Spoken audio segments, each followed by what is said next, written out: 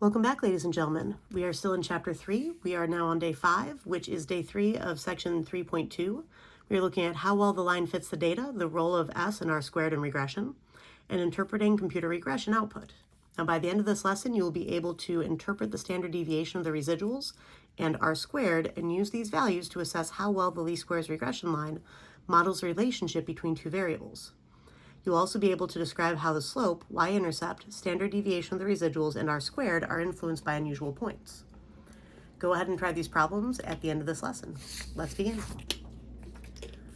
As stated, we are in Section 3.2, Day 3, assessing a regression line and computer output, and you can find some of this information in this daily video in the AP Classroom.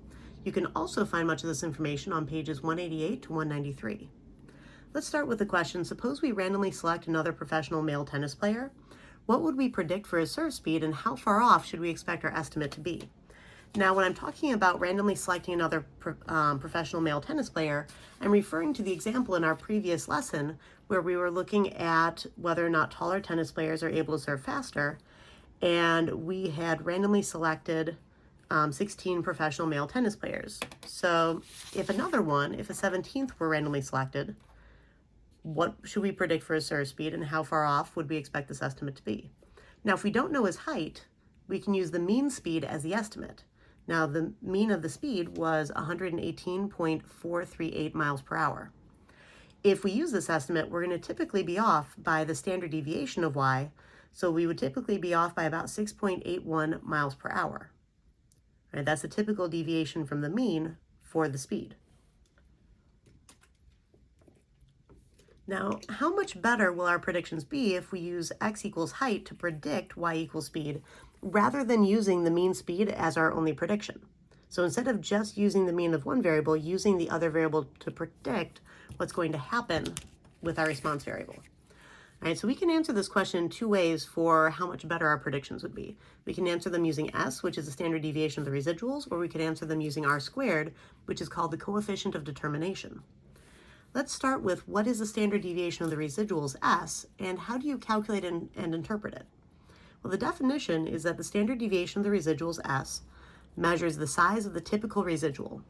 That is, S measures the typical distance between the actual y values and the predicted y values.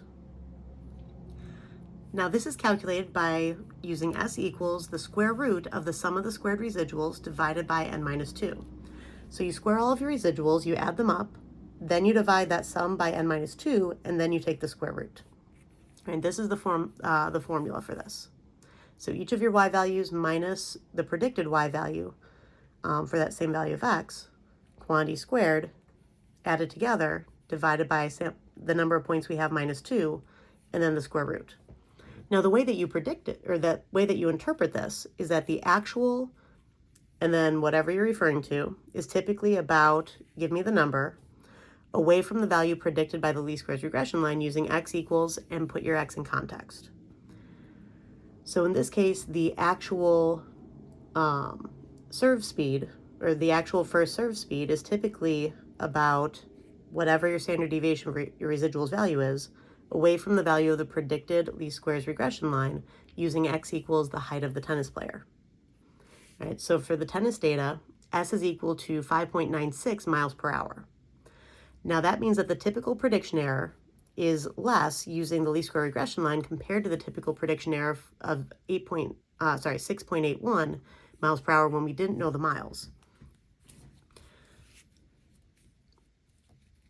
All right.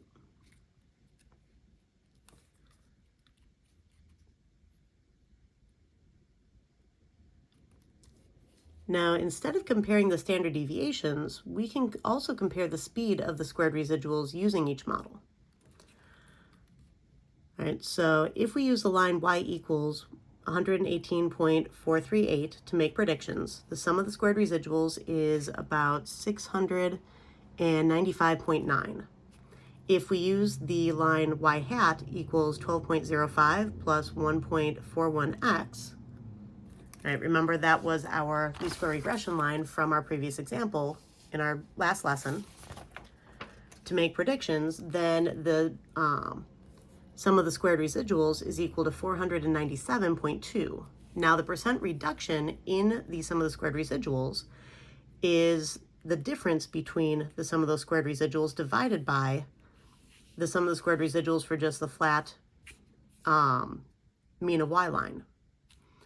So the 695.9 minus 497.2, that difference divided by 695.9 is equal to 0.29.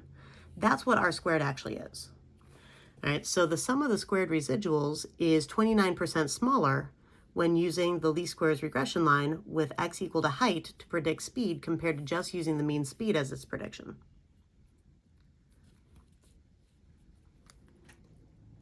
Okay, now, what is the coefficient of determination r squared, and how do you interpret r squared?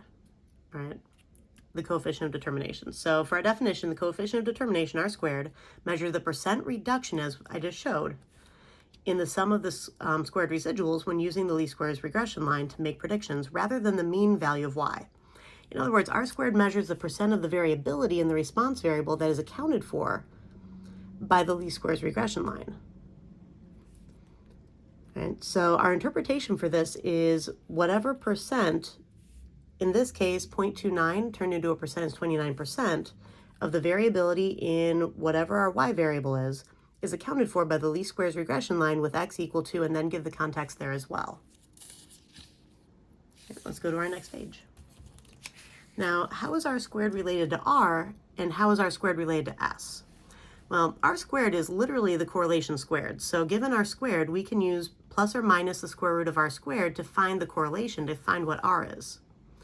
Now, the plus minus part comes from whether your relationship is positive or negative. If you have a positive relationship, then you would use the positive square root of r squared.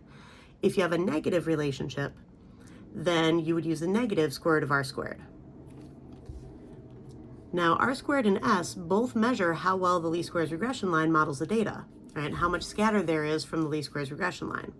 S is measured in the units of the response variable, smaller is better, and r squared is on a standard scale, and bigger is better. So the typical deviation from the actual y values, you want smaller. The percent of the variability that's accounted for by the least square regression line using x, a higher percent accounted for means a better model.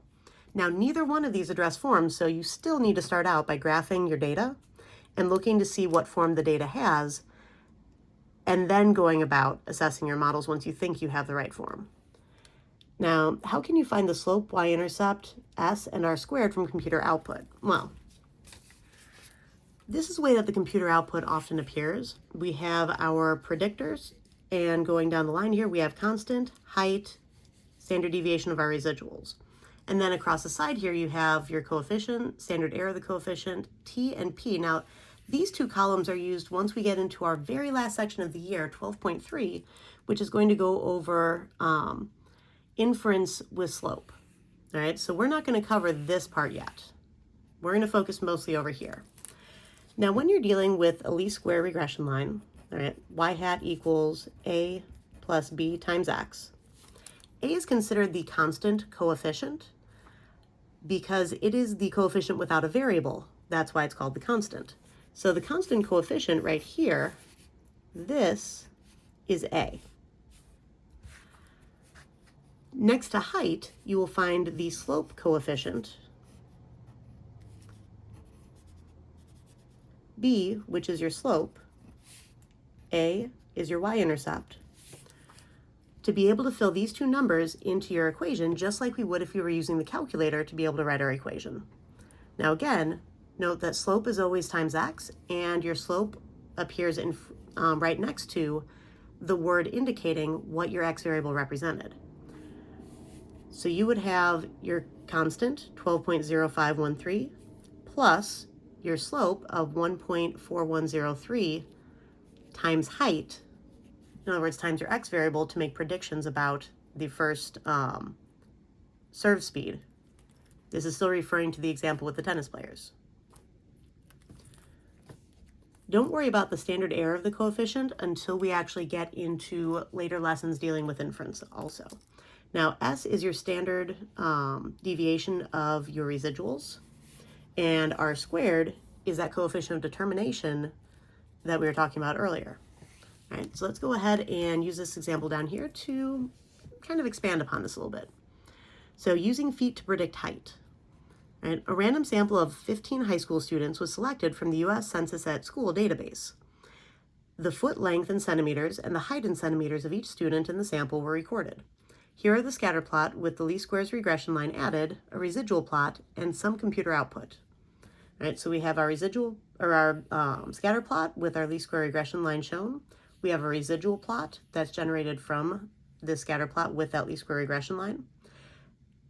The line itself is basically where the residual equals 0 line is, because if your value, your y coordinate matches your prediction perfectly, then that point would be directly on the line, as you can see with this point here and this point right here. This one was slightly above, and notice it's a little bit above. Now, our first question is a line an appropriate model to use for these data, and explain how you know. All right, so when we're looking at this original scatter plot, it doesn't seem to be curved at all. But also when you look at the residual plot, there is no leftover curve shown in the residual plot. That means that line is probably appropriate. So what we say is that because the scatter plot shows a linear association and the residual plot has no obvious leftover curved patterns, a line is an appropriate model to use for these data. If this residual plot showed a leftover curved pattern, then a line would not have been appropriate.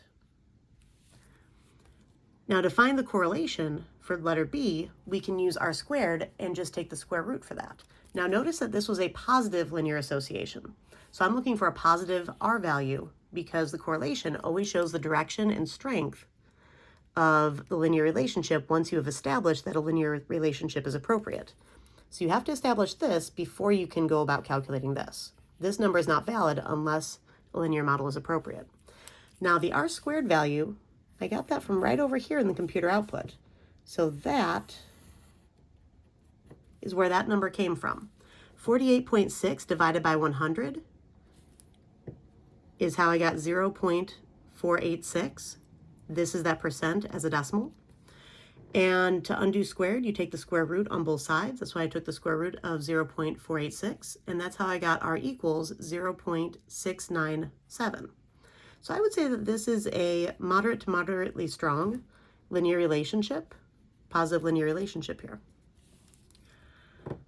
Now for letter C, what is the equation of the least squares regression line that models the relationship between foot length and height? Define any variables that you use. Now, if you don't feel like defining variables like X and Y, then you can just use the words. So I have predicted height here. The caret that you see above height is showing prediction. So our predictions for height are equal to the constant. Remember, the constant coefficient is the one without a variable multiplied after it, which is why I have the predicted height equal to 103.41. And then this is a positive slope, so that's why I put plus 2.7469 times my x variable, which is shown right next to this, times foot length. So if you don't want to define your variables, use the words instead. That is absolutely fine. And then for letter D, by about how much do the actual heights typically vary from the values predicted by the least squares regression line with x equal to foot length? Well, my standard deviation, my residuals, all right, actual heights varying from the predicted values, those would be my residuals. How much the residuals typically vary, or how much the predicted values typically vary from the actual heights, the typical prediction error, that is your standard deviation of your residuals. So I'm looking at what S equals. All right, so S equals about 7.95. We actually have a little bit more here. You could use the more exact value if you'd like. So S equals 7.95. So the actual heights typically vary by about 7.95 centimeters from the values predicted by the regression line with X equals to foot length. So what I'm using there is the fill in the blank interpretation that I provided previously. The actual, all right, the actual heights, this is what we're trying to predict. Those are our Y values. So the actual heights, so the actual height is typically about 7.95 centimeters away from the value predicted by the least squares regression line using X equals height. All right, so you can actually use this to help you with your interpretations and to help practice them. All right? Go ahead and try these problems, and I will see you in class.